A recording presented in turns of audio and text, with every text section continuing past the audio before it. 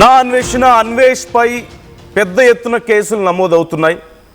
వైజాగ్లో విహెచ్పి నుంచి కేసు నమోదైంది, మరోవైపు గుంటూరులో నమోదైంది, హైదరాబాద్లో నమోదైంది. ఇక్కడ కరాటే కళ్యాణి గారు కూడా ఈ విషయానికి సంబంధించి కేసు నమోదు చేశారు. ఇలా పెద్ద ఎత్తున కేసులు నమోదు అవుతూ ఉన్నాయి. గరికపాటి గారి అభిమానులు కొంతమంది కేసులు నమోదు చేస్తున్నారు, విహెచ్పి నుంచి కేసులు నమోదు చేస్తున్నారు. భారతదేశాన్ని నోటుకొచ్చినట్లుగా తూలనాడుతున్నాడు, నోటుకొచ్చినట్లుగా మాట్లాడుతున్నాడు అని కేసులు నమోదవుతున్నటువంటి పరిస్థితి కనిపిస్తోంది. అలాగే 14 ఏళ్ల ఒక బాలిక మీద డబ్బులు ఇచ్చి నేను అనుభవించానంటూ అతను కొన్ని కామెంట్స్ చేశాడు వేరే వాళ్ళతో మాట్లాడుతున్నప్పుడు. ఇప్పుడు అవి కూడా చాలా సంచలనంగా మారుతున్నాయి. ఒకప్పుడు ఇదే ఆర్టీవీ కూడా మేము కూడా అన్వేష్తో మాట్లాడాం, అన్వేష్ని సపోర్ట్ చేసాం. ఎప్పుడు ఈ బెట్టింగ్ యాప్స్కి సంబంధించి అతను ఇనిషియేషన్ తీసుకున్నప్పుడు స్టిల్ అతను చేసిన పద్ధతిని మేము సపోర్ట్ చేయలే. ద వే అతను బెట్టింగ్ యాప్లు ప్రమోట్ చేసిన వాళ్ళని మాట్లాడిన విధానం గురించి కానీ వాటిని ఎప్పుడు మేము సపోర్ట్ చేయలే. బట్ ఆ ఇనిషియేషన్ని మేము కొంత అప్రిషియేట్ చేసాం. కానీ ఇప్పుడు జరుగుతున్నటువంటి పరిణామాలు, మొదటి నుంచి అతని భాష, అతని తీరు ఎప్పుడూ సరిగా లేదు. వేరే దేశాలన్నీ తిరిగి ఆ దేశాలే గొప్ప, భారతదేశం వేస్ట్ అని చెప్పి మాట్లాడడం, లేదంటే వేరే హీరోల అభిమానులందరూ పనికి మాలిన వాళ్ళకి ఏం పని లేదని చెప్పేసి మాట్లాడడం, ఇవన్నీ మనం చూస్తూనే ఉన్నాం. ఇప్పుడు శివాజీ గురించి మాట్లాడినా, గరికపాటి గారి గురించి మాట్లాడినా, హిందూ దేవీ దేవతల గురించి మాట్లాడినా ఇవన్నీ కూడా చెప్పనలవిగా, అంటే మనం మాటల్లో చెప్పలేం అతను చేసినటువంటి కామెంట్స్.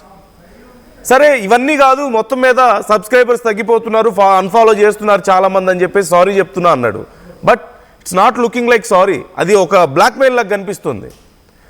నేను సారీ చెప్తున్నాను, నా సారీని యాక్సెప్ట్ చేయకపోతే మీకు వచ్చే సంవత్సరం అంతా మీకు దరిద్రం పట్టుకుంటుంది, మీరు నాశనం అయిపోతారని చెప్పి మాట్లాడుతున్నారు. అది రిగ్రెట్టా? It's a blackmail. మరి ఇప్పుడు థాయిలాండ్ వెళ్తూ ఇప్పుడు కూడా అదే మాట్లాడుతున్నాడు, థాయిలాండే గొప్ప దేశం, ఇండియా వేస్ట్ అని.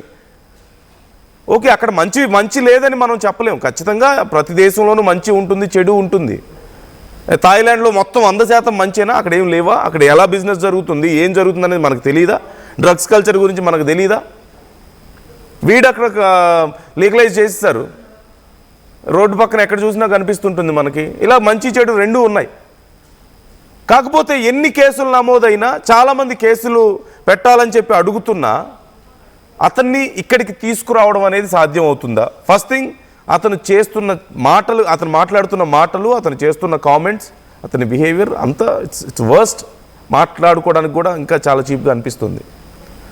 బట్ ఇక్కడ ప్రాబ్లం ఏంటి? చర్యలే ఉండవా? ఎవరు సోషల్ మీడియా చేతిలో ఉంది కదా అని నోటికి వచ్చినట్లు మాట్లాడితే అయిపోద్దా? మన దేశం గురించి, మన దేవతల గురించి, మన సమాజంలో ఉన్న కొంతమంది ప్రముఖుల గురించి, మన గురించి ఏది మాట్లాడినా అయిపోద్దా? వేరే దేశాల్లో ఉంటే సరిపోద్దా? ఇక్కడికి రప్పించలేమా మనం? కేసులు పెడితే ఉపయోగం ఏమి లేదా వేరే దేశాల్లో ఉన్న వాళ్ళ మీద?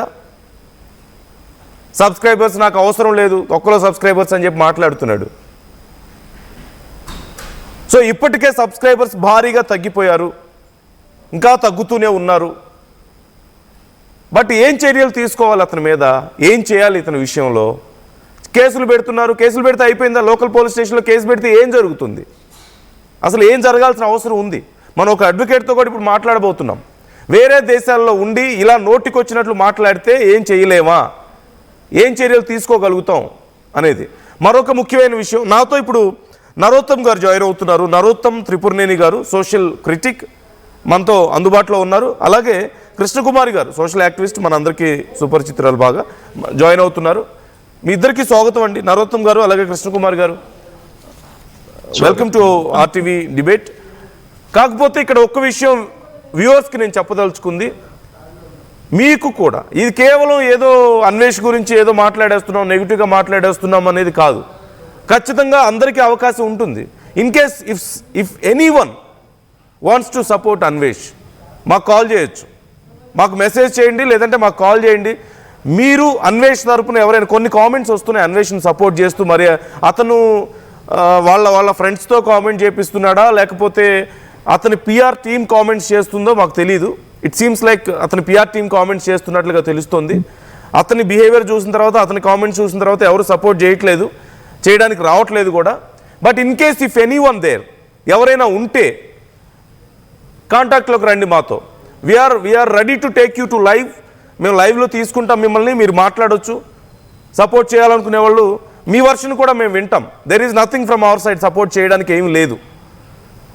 సో మీ నుంచి ఏదైనా సపోర్ట్ చేయాలనుకుంటే contact us. We are happy to have you in live.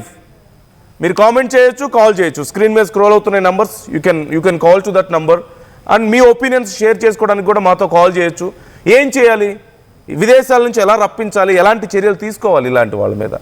And అతను చేసిన కామెంట్స్ అండ్ కేవలం అన్వేష్ కామెంట్స్ గురించే కాదు, శివాజీ చేసిన కామెంట్స్ అయినా సరే, గరికపాటి గారి విషయం మరి ఎందుకు ఈ విషయంలోకి వచ్చింది, అలాగే మరికొన్ని అంశాల గురించి కూడా మనం డిస్కస్ చేయబోతున్నాం. ముందుగా కృష్ణకుమారి గారు, ఐడ్ లైక్